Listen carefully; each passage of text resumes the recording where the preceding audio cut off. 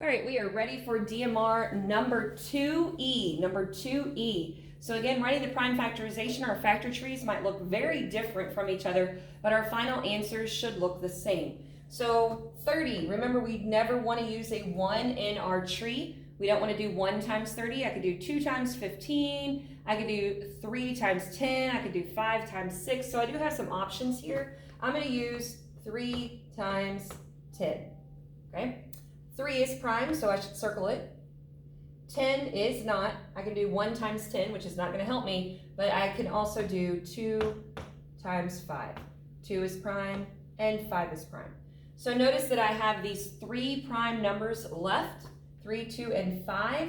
Your tree, even though it may look different than mine, you should still end up with these same 3 factors when you're finished. So the last step is to write these factors in order from least to greatest, and I'm going to double check that this really does equal 30. So 2 times 3 is 6, and 6 times 5 is 30, so I'm correct. I do not have any prime numbers that appear more than once, so I can't use any exponents, so that means I'm finished. There's my prime factorization, 2 times 3 times 5. All right, moving on to number 2, which we're doing the prime factorization of 21. 1 times 21, or 3 times 7. Now 3 is prime. We've used that a lot already. 7, 1 times 7, and that's it. So 7 is also prime. That means we're already finished. We only have these 2 prime numbers and no need to use an exponent. So 3 times 7 is your final answer. All right, moving on to your distributive property problems. Remember what we said in DMR number 1, that you could do these mentally if you feel comfortable with that, but I will continue to show the work up here just for anyone that possibly needs it. So we're first going to do over here 1/2 times 10x.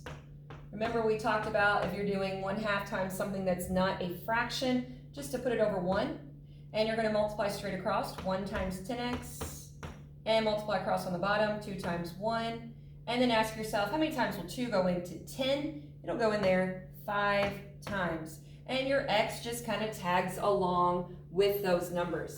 Now we're going to move along to doing 1/2 times 14. 1/2 times 14. I'm going to put that 14 over 1. I'm going to multiply straight across, 1 times 14. On the bottom, 2 times 1. 2 goes into 14 7 times. 7 times.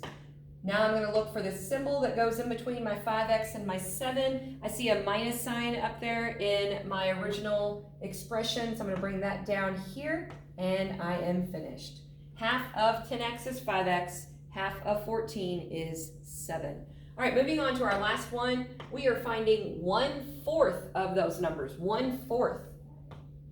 So this might be one that's a little bit more difficult for some people to do mentally. So we're going to start off with 1/4 times 8x, which again, I'm putting that 8x over 1. I'm going to multiply straight across, 1 times 8x. On the bottom, 4 times 1. And then ask myself, how many times will 4 go into 8? It'll go in there 2 times. Moving on to distributing the 1/4 times 20. So 1/4 times 20 over 1. Multiplying straight across, 1 times 20, and on the bottom, 4 times 1. So I end up with 20 over 4. How many times will 4 go into 20? It'll go in there 5 times. So looking to make sure this makes sense. 1/4 of 8x is 2x, and 1/4 of 20 is 5. That does make sense. So we see I have a plus sign right here. I'm going to put a plus sign down there, and I am finished. So that is the end of DMR number 2E.